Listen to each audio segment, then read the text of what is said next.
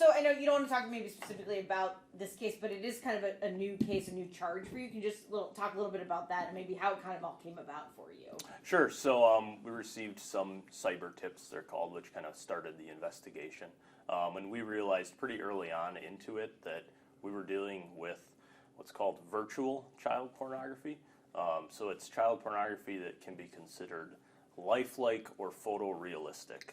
So it's not an actual physical person that's on the other, it's being depicted in the images, but it's a computer-generated photorealistic image. We actually at the Sheriff's Office have never charged that statute before because it is so new. It hasn't been available to law enforcement to charge until March of 2024. So this was really our first kind of going down that road of, okay, we're dealing with virtual child pornography, and it does now fit under this statute of possession of virtual child pornography. I mean, what if you would say, it's not quote-unquote real and there aren't actual victims? Why is that a crime, I guess? Sure. So if we think of it, we use AI now in so many different aspects of our daily life. Well, in law enforcement, we're sometimes always catching up to what the criminals are doing to try and get around the statutes.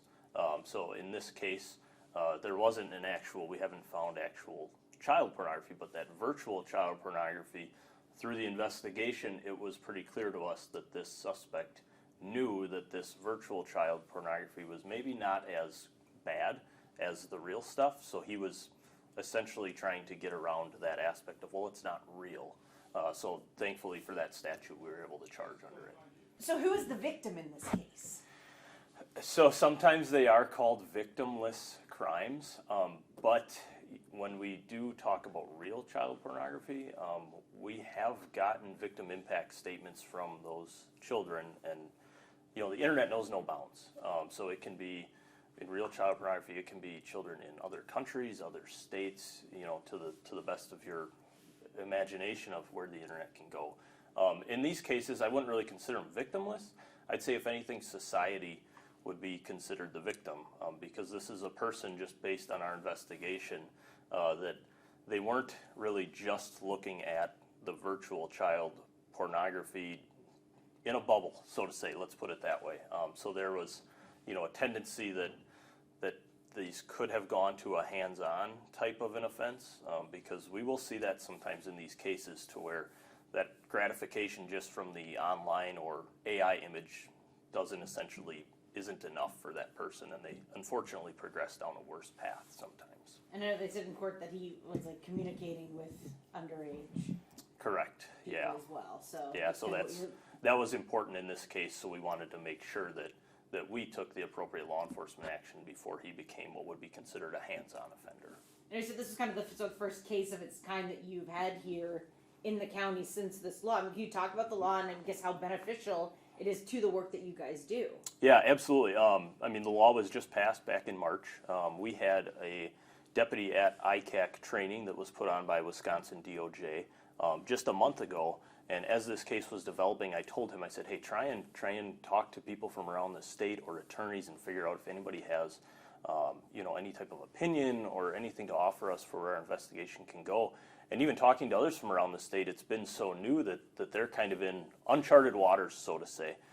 So what we did in this investigation is we tried to pick images and videos that were the most photorealistic, to where you would look at them and your general user would be like, that looks real, and we'd have to then put our eyes on them and focus a little more detail and be like, okay, that is computer generated, but it wasn't very readily apparent until we looked closer at them. How do you tell the difference, I guess? Yeah, sometimes it's hard.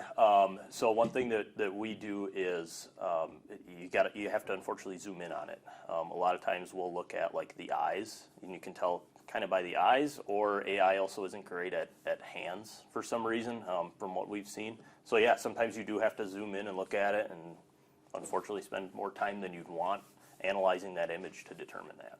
And you're confident in this case that no child was being abused, that they were all AI images? At this point, yes, we're confident to say that, yes. So the investigation is still continuing, and we'll still keep going through the digital data to see if we find anything else.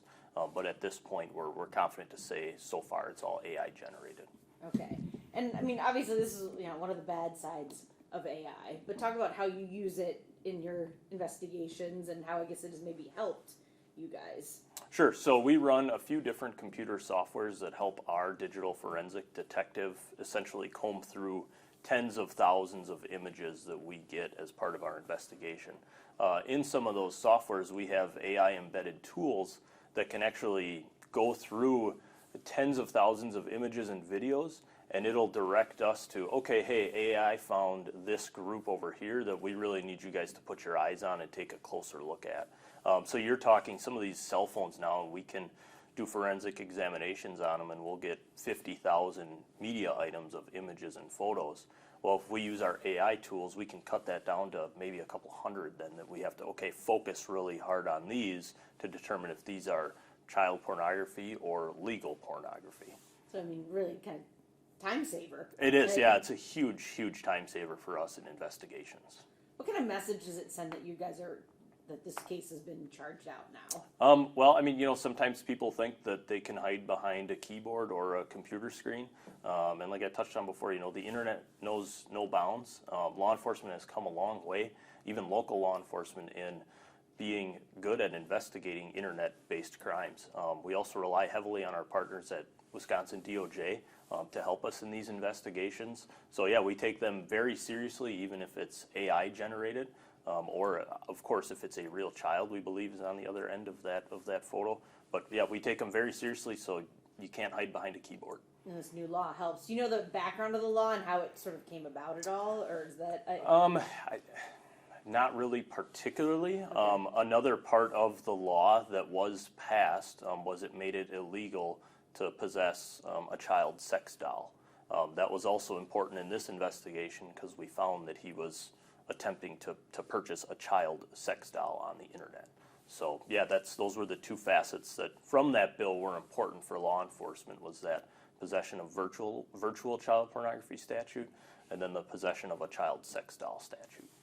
Sometimes these people, they think they can hide in their bedrooms or just behind a keyboard and they won't get found. Well, we have investigative ways to find them and hold them accountable for looking at this stuff online. So yeah. We've come a long ways, and technology, as that continues to improve, we get better at doing our investigations too, for sure.